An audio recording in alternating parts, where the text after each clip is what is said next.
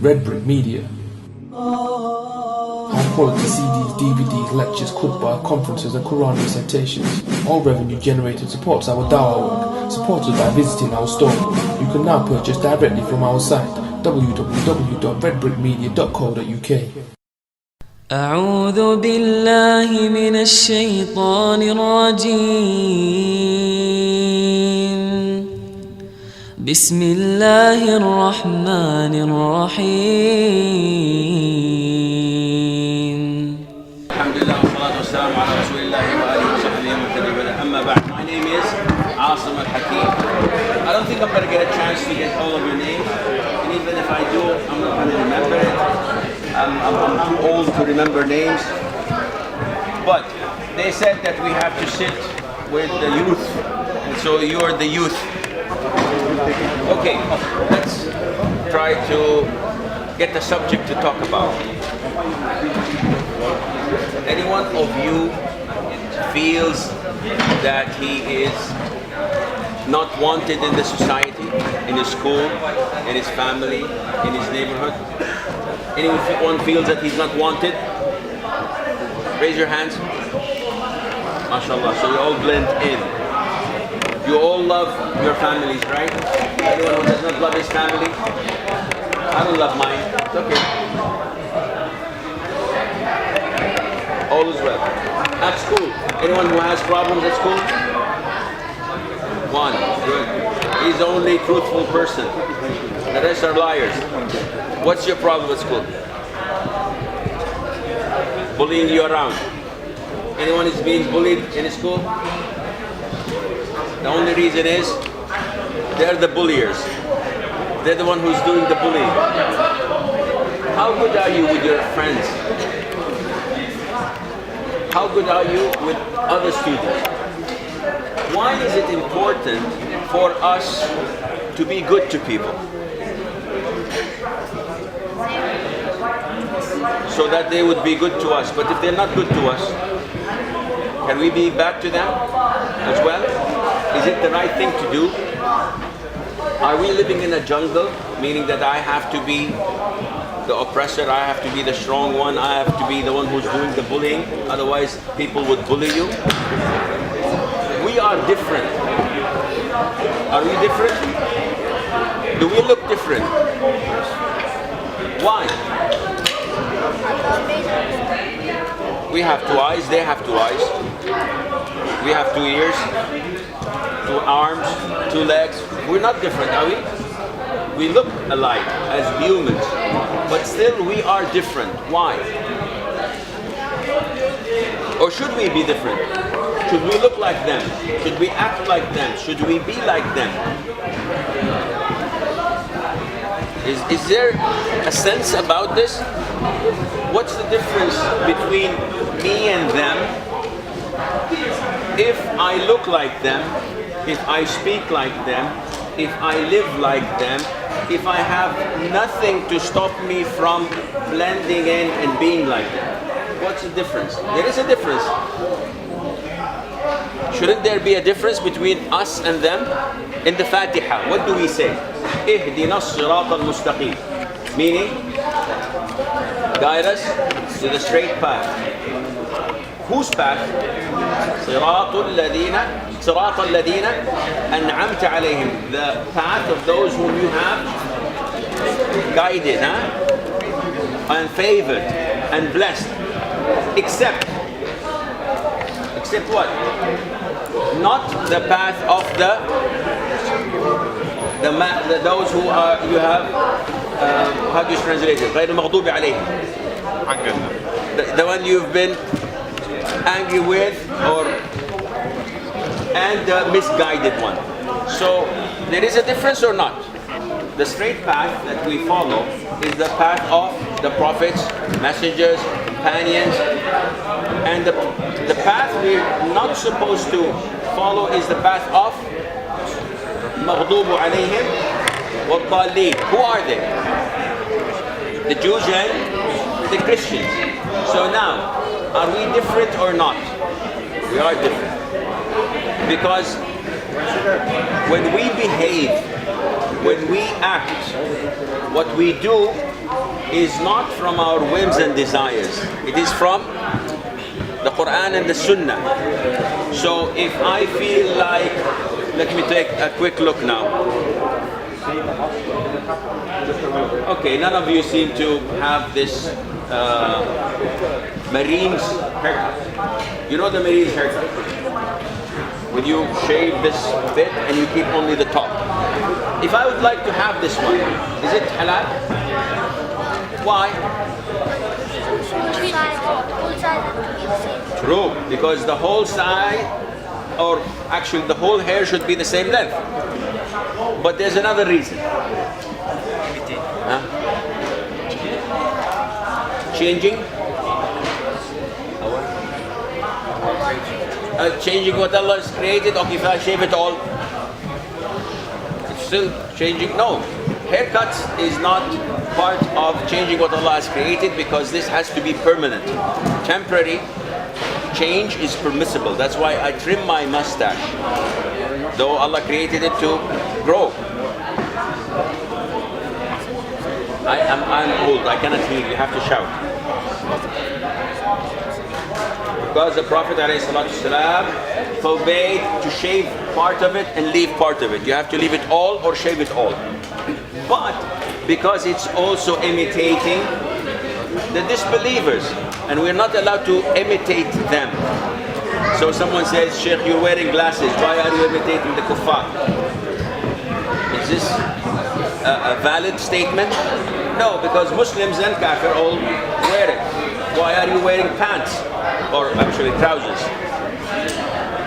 Everybody's wearing it, Muslims and non-Muslims, so there's no problem in doing that. The problem is with your identity. Now if you see me in Alaska, would you recognize I'm a Muslim? Would you? You can tell I'm a Muslim, huh? Now, if I see you anywhere, can I say Assalamu alaikum, or I'm hesitant? I look at you and I analyze you, and I say, okay, let's see what relates him to Islam externally. I did not speak to you. I did not talk to you to know that you're a Muslim or not. I'm just visualizing. So I look at the pants, it's below the ankles. I look at the beard, it's shaven. Then I look at probably wearing the ring in here or here. And this is not permissible in Islam. I didn't know. Well, now you know. Maybe wearing an earring. Maybe putting a small tattoo. Maybe wearing a necklace. All of this is un-Islamic.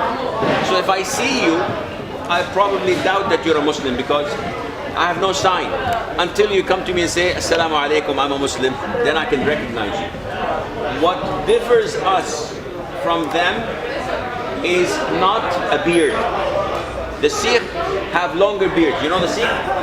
You know the guys with the turbans? They have longer beards. So are they better Muslim? No. It is not wearing this thobe that separates us. It is what's in here, in your heart. So what is in your heart? The love of Allah, the love of the Prophet ﷺ. How much do you love the Prophet ﷺ? A lot? If someone curses your father or your mother, how would you feel? Angry. But if someone curses the Prophet ﷺ or his companions, how would you feel? It's okay. Then you have a problem. And that is why your identity is extremely important. Your identity as a Muslim.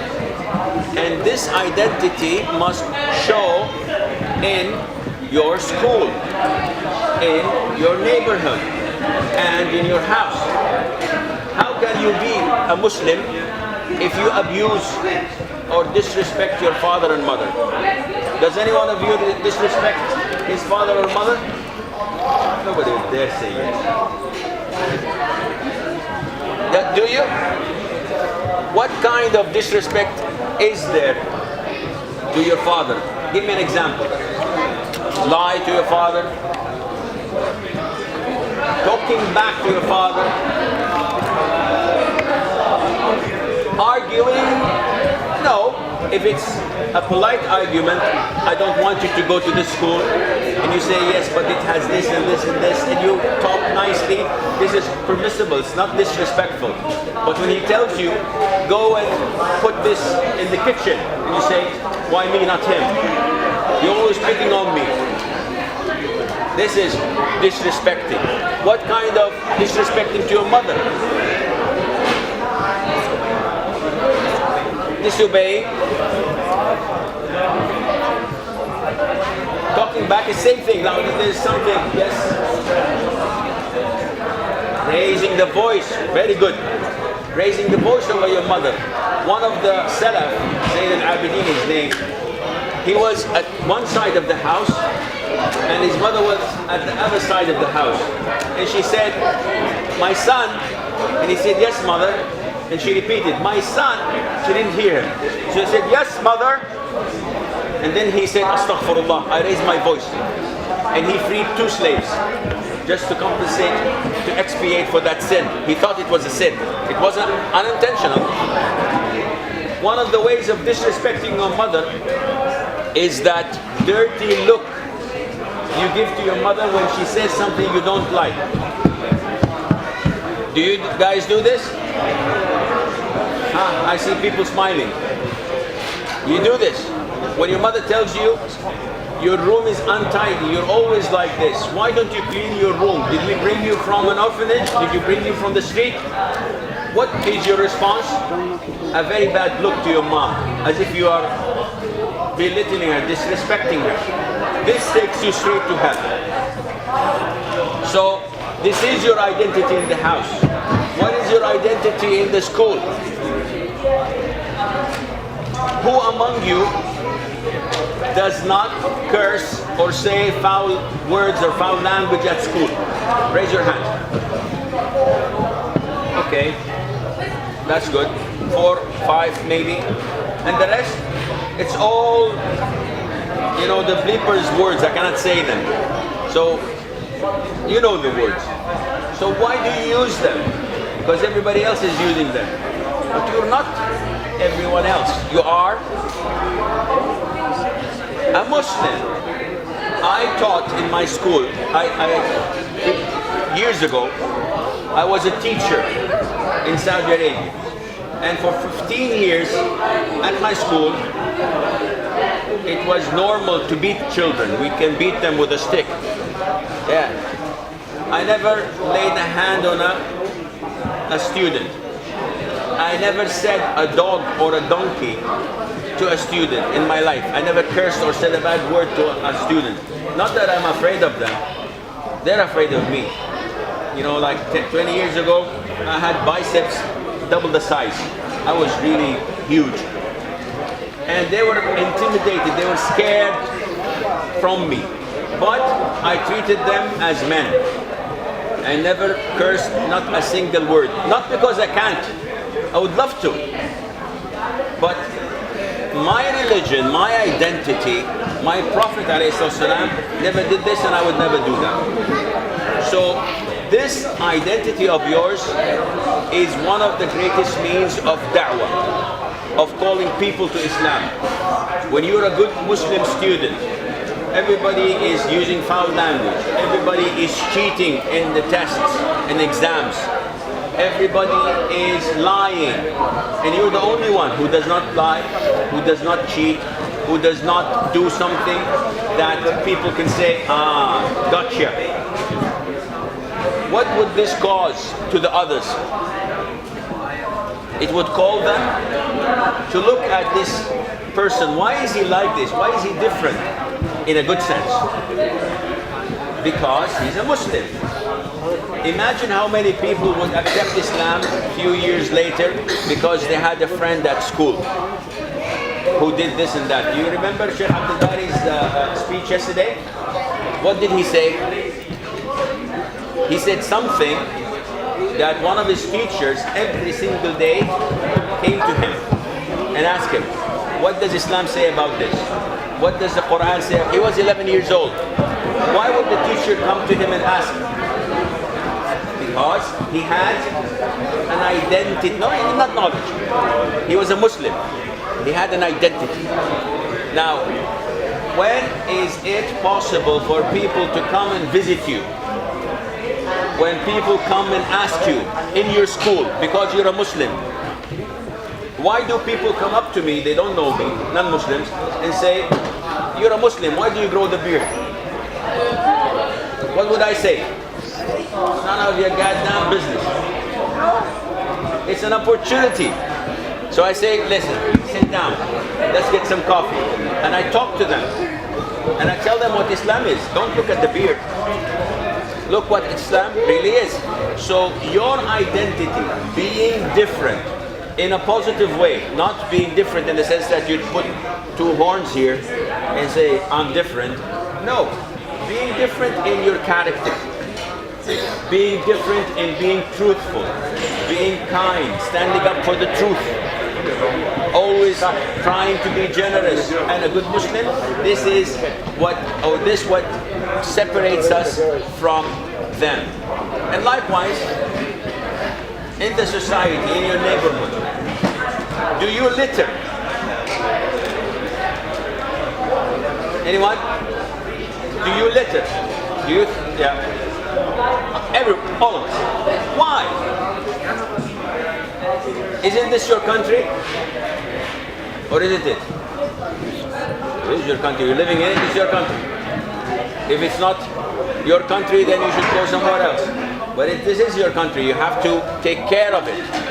And not only that, if you throw something, what will the kafir say? Look at the Muslim. He's littering. If you're in your car and you're blowing the music, you don't have cars, do you? If you're on your BMX, maybe, on your bicycle, and you have a stereo at the back or whatever, and you're blowing music, what the kafir would say? Ah, respect, he's one of us. A Muslim doesn't do this. So a Muslim is always under the microscope. Whatever he does, people interpret this to be his religion. So that is why when I'm on the streets, I drive well, in accordance to the speed limit. I never make any traffic violation. I always give way to the people. It's my way. Someone wants to cross the road, someone wants to come in, I will just say, because this leaves an impression in the hearts of disbelievers, in the hearts of non-Muslims, that Muslims are kind, Muslims are generous, Muslims are cooperative. Are you like this?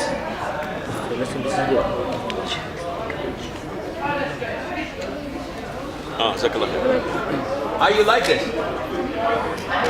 Hello? People are sleeping. So, as a responsibility of those who live in Great Britain, in the UK, it is your responsibility to give da'wah. And the best way to give da'wah is to have your identity as a Muslim and to express Islam in your actions by obeying the law, by abiding by it, by being kind and generous. If you see someone in need, help them. If you see someone who's hungry, feed them. If you see someone doing something bad, advise them. And always remember that you are representing this religion. Always remember that you are representing Islam. If you do something bad, it's a sin. But it's a double sin, because you're sinful for doing something bad and you're sinful for giving the wrong impression, the wrong picture about Islam. Here is where you have to fight and crush the bad desires you have and the bad feelings you want to express. We have 9 minutes to go. If you have questions. Questions about identity, questions about Islam, go ahead and ask. Otherwise, we call it a day. 5 more minutes. Okay, I'm easy. Can I have my coffee? Jazakallah khair.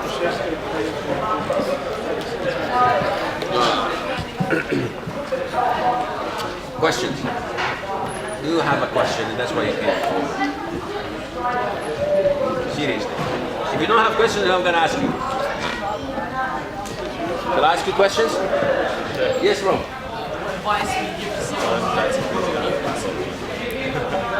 There's no restriction for you to grow in beard at school. No, grow a beard. See, the problem is growing a beard is mandatory in Islam. If it wasn't, I would have shaved it immediately. I'd love to be like everyone else, blend in. No one would give me that strange look. A few months ago, I was flying, and the captain of the plane was a friend of mine. So he said, come into the cockpit. So I was wearing the Saudi dress and everything, and I went into the cockpit just to say hi. And the guy said, sit down, watch the takeoff, and after half an hour go back to your seat. So I did. And I was coming out of the cockpit, I looked at the faces of the people in the first class lounge, and there was until I came out, they thought I was going to hijack the airplane. So wherever I go, whatever I do, this is the impression I get because of my beard, because of how I look. Now, I would like to look like anyone else, unnoticed. But Allah Azza wa Jalla will not be pleased with me. So I could care less about what people think. I do what Allah loves, and I try my best to make people understand. Whenever you want to do something, don't ask, what would my father say? What would my mother say? What would the people say? If Allah tells you to do it, you should do it, without any questions. Do you think that it will go unnoticed? Meaning like third, fourth week, mashallah, your skin is fair, so probably you're gonna have a good beard. So do you think that the fourth week, people say, MashaAllah, MashaAllah, good for you, nice beard? No, they will criticize you. They'll say, MashaAllah, Taliban? Are you Al-Qaeda? And what is this? You're becoming a mullah? Even the Muslims will criticize you. So okay, Sheikh, come, give us a lecture. They're trying to put you down. Don't worry, you're doing it for who? Allah Azza wa Jalla. As long as Allah is pleased with me, I could care less. But the problem is, it's a very thin line. Because myself tells me to do a lot of bad things. Not only that, the society is encouraging me to do bad things. Yet the only source of encouragement I get is from the Quran and Sunnah, and this I rarely touch. This I rarely go back to for guidance. So you have to work hard, you have to do it for the sake of Allah, and believe me, in no time, everyone would become supportive of you. But it needs some courage for the first 3-4 months, and then it's normal. Questions?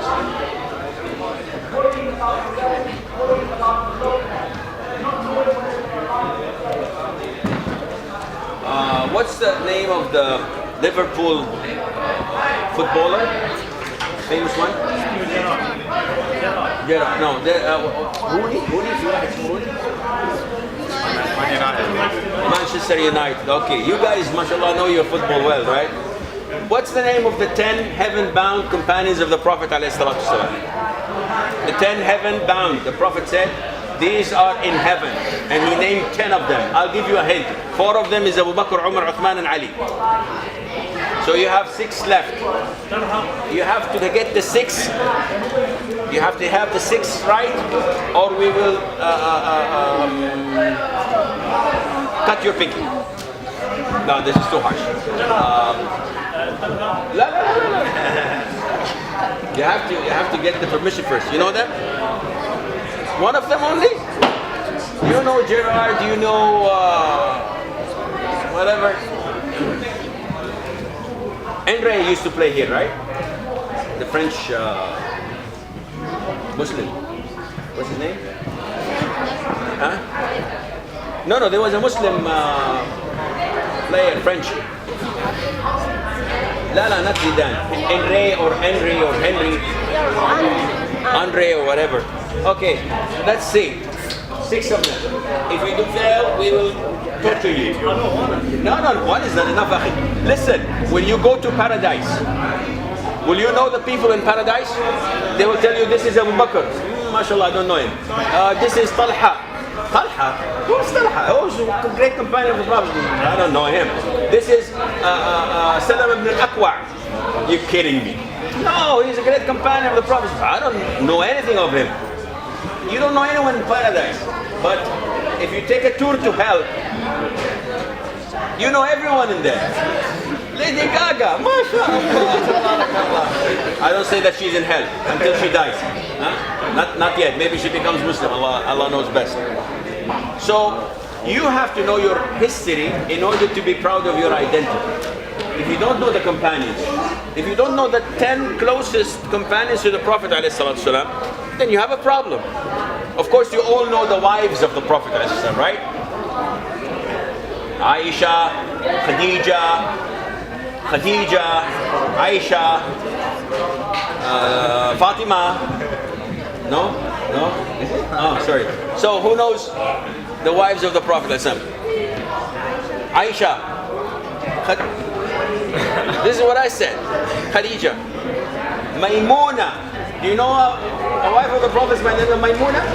Have you heard the name? Maimuna? Yes, Maimuna bint al-Harith. May Allah be pleased with her. Zainab. Who's Zainab? Asma. No. You're telling me yes? Asma is a sister-in-law of the Prophet. The sister of Aisha. Hafsa is the daughter of Umar. Habiba, the daughter of Abu Sufyan. Good. Who else? Sumayya bint? I don't know. No, Sumayya is not. Sumayya is the mother of Ammar ibn Yasir, who was martyred in Mecca. So she's not the wife of the Prophet. She was a slave. What else? Who's else? Salama? Rings a bell? Safiya? Rings a bell? No. Safiya was a Jew. And then she accepted Islam. She became the mother of the believers. You see where we are having a problem with the identity? We know. If I say like Ice Age 1, Ice Age 2, everybody knows about it. If I say Madagascar, what is it? Yeah, whatever. Everybody knows of it. I love to move it, use it, whatever, huh? He knows it. So we have a problem of identity. These people, if you have them in your heart, in the back of your mind, you become a good Muslim. Because every incident they did was representing Islam. But when you don't have a history, you don't have a future. If you don't know your history, if you don't know your companions, if you don't know the biography and the seerah of the Prophet, you have a problem of identity. So I think that we should wrap it up. Jazakumullah khair for this for this interesting talk, and inshallah looking forward for another one. Assalamu alaikum. أعوذ بالله من الشيطان الرجيم بسم الله الرحمن الرحيم